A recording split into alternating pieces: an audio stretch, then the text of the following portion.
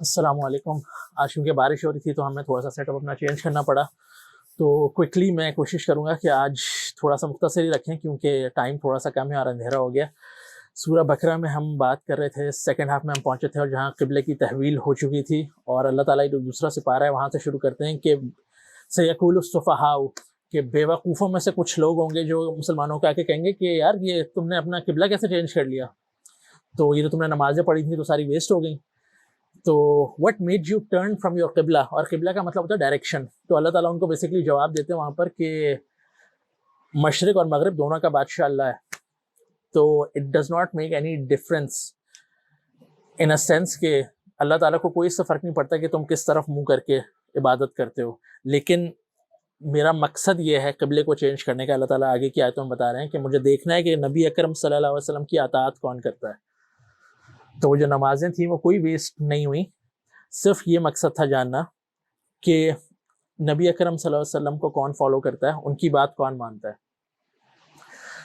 تو یہ آرگیومنٹ پورا چل رہا ہے، اور اس کے بیچ میں اللہ تعالیٰ ایک آیت ہے، آیت نمبر میرے خیال میں 148 ہے، جس پہ ہم بات کریں گے آج خاص. اور اس کی یہ آیت ایسی ہے جو کہ یونیورسلی اٹ سیلف بہت سچی ہے، لیکن اگر آپ اس کو اس کے کانٹیکسٹ میں رکھ کے پڑھیں گے جو بات ہو رہی ہے قبلے کی تحویل کی، اس کے اندر تو یہ اور ایک فلیور ایڈ کرتی ہے جو کہ ہم نیکسٹ ویک بات کریں گے. لیکن آج ہم صرف اس کا جو یونیورسل ایسپیکٹ ہے اس پہ بات کریں گے. اس آیت میں اللہ تعالیٰ فرما رہے ہیں اعوذ باللہ من الشیطان الرجیم وَلِكُلِّ وِجْهَةٌ هُوَ مُوَلِّيهَا فَاسْتَبِقُوا الْخَيْرَاتِ أَيْنَمَا تَكُونُوا يَأْتِ بِكُمُ اللَّهُ جَمِيعًا إِنَّ اللَّهَ عَلَى كُلِّ شَيْءٍ قَدِيرٌ. اس کا سمپل سا ترجمہ یہ اللہ تعالیٰ کہہ رہے ہیں وَلِكُلِّ وِجْهَةٌ هُوَ مُوَلِّيهَا، کہ ہر کوئی، ہر فرد، ہر شخص، ہر قوم جو ہے وہ ایک ڈائریکشن کی طرف مڑتی ہے. ہوا موليها، وہ کسی کی، اس کا کوئی گول ہوتا ہے، کوئی نصب العین ہوتا ہے، کوئی ڈائریکشن ہوتی ہے، وہ اس کی طرف مڑ جاتی ہے. اور نہ صرف مڑتی ہے بلکہ دوسروں کو بھی موڑتی ہے. مطلب they also like inspires in some way or the other. مطلب متولی نہیں کہا اللہ تعالیٰ نے، کہا مولی. مولی کا مطلب ہوتا ہے جب آپ اس طرف مڑیں اور لوگ آپ کو دیکھیں اور وہ آپ کے اس عمل سے انسپریشن لیں اور وہ بھی اس طرف مڑ جائیں.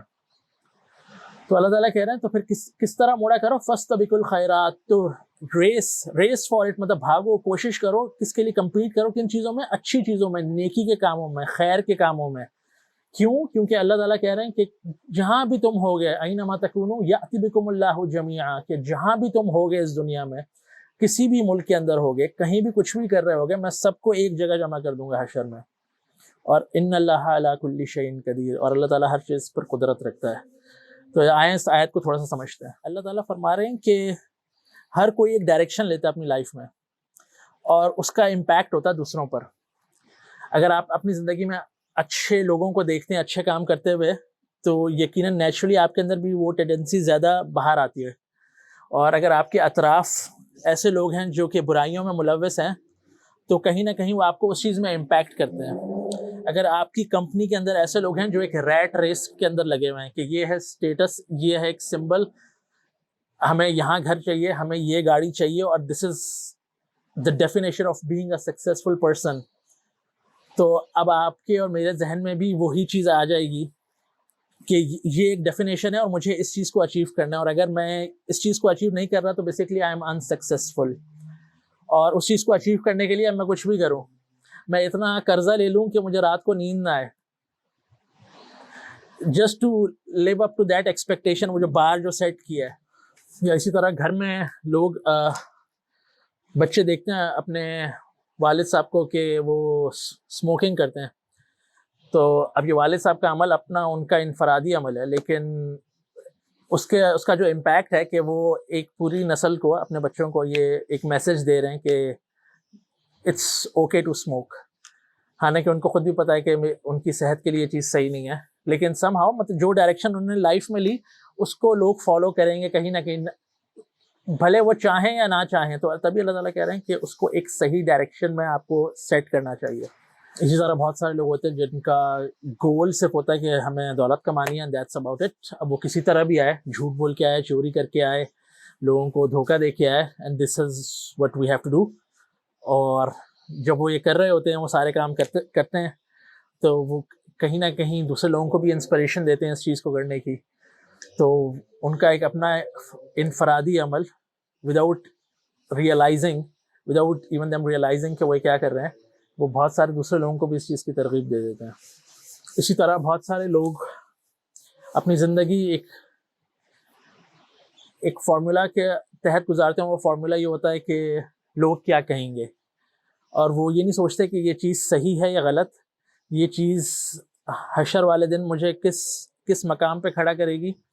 لیکن جو چیز ان کے لیے میٹر کرتی ہے وہ یہ کرتی ہے کہ لوگ کیا کہیں گے. میں لوگوں کا پریشر نہیں لے سکتی یا لے سکتا, and somehow they just want to fit in. تو یہ والی چیز بھی جو ہوتی ہے کہ آپ اس پریشر کے اندر, اگر میں اور آپ اس مائنڈ سیٹ کے ساتھ زندگی کو اپروچ کرتے ہیں کہ لوگ کیا کہیں گے, لوگوں کو دکھانا ہے, لوگوں کو دکھانا ہے, تو کہیں نہ کہیں یہی سیم چیز ہمارے بچے بھی دیکھیں گے, اور ہم سے دوسرے لوگ بھی انسپریشن لیں گے کہ یار ہاں ایسی ہونا چاہیے, لوگوں کو دکھانا ہے, لوگوں کو دکھانا ہے, لوگوں کو دکھانا ہے, لوگوں سے تعریفیں لینی ہے. So this is how you set your life. اور کہیں نہ کہیں احساس ہوتا ہے دیکھیں کہ میں کن لوگوں کو خوش کروں, اپنے جیسے لوگوں کو خوش کروں جو کہ خود اللہ تعالیٰ کے اتنے ہی محتاج ہیں. اور جو چیزیں میں چاہتا بھی نہیں ہوں میں صرف اس لیے کر رہا ہوں کیونکہ سب لوگ چاہتے ہیں. اور اسی بیسس پہ میں اپنے بچوں کے کریئر کاؤنسلنگ بھی اسی طرح کرتا ہوں. اسی طرح میں اپنی فائنینسنگ ڈیسیژنس بھی کرتا ہوں وداؤٹ ایون ریئلائزنگ کہ یار میں کیا چاہتا ہوں اور وہ صحیح چیز کیا ہے, اور وہ ایسی چیز میں کروں جو کہ اینڈ میں کسی طرح مجھے اللہ تعالیٰ کے ہاں سرخرو کر دے. تو یہ ایک سمپل سی ایگزامپل جو میں نے اپنی زندگی میں لوگوں کو دیکھی. جب میں نماز نہیں پڑھتا تھا, جب میں ٹین ایج میں تھا, تو میں نے دیکھا کہ میرے اطراف ایسے لوگ تھے جب نماز کا ٹائم ہو تو وہ اسپیشلی گاڑی روک کے ڈھونڈتے تھے مسجد کہاں ہے اور وہاں جا کے نماز پڑھتے تھے. تو ان کا یہ عمل ایک سائلنٹ عمل تھا جو وہ کرتے تھے, لیکن اٹ انسپائرڈ می کہ مطلب یار یہ ایسا کیا ہوتا ہے کہ آدمی سوچتا ہے کہ یہ نماز پڑھنی اتنی ضروری ہے. ایون ابھی بھی کہیں آپ جائیں اور کسی مال میں یا کسی سفر پہ ٹریول پہ کہیں نکلے ہوں اور راستے میں آپ دیکھتے ہیں کہ لوگ گاڑی روک کے نماز پڑھ رہے ہوں, تو that it self is like an inspiration.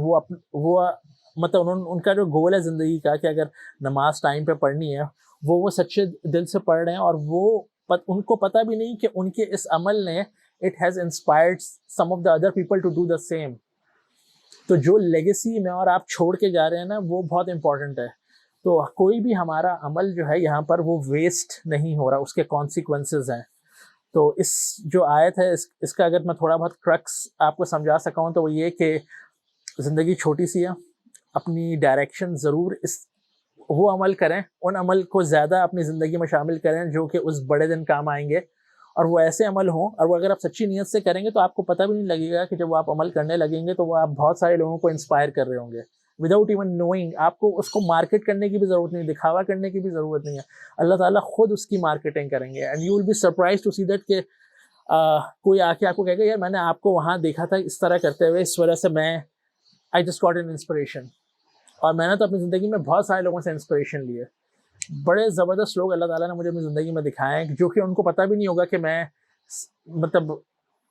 میں ان سے ایک اچھی پازیٹیو چیز کی انسپریشن لے کے میں نے اپنی زندگی میں وہ چیز شامل کر لی. تو just always be mindful of this fact. تو اس ریمائنڈر کے ساتھ آج کے ویڈیو کو یہیں تک رکھتے ہیں. میں انشاءاللہ نیکسٹ ویک آپ سے ملتا ہوں. السلام علیکم.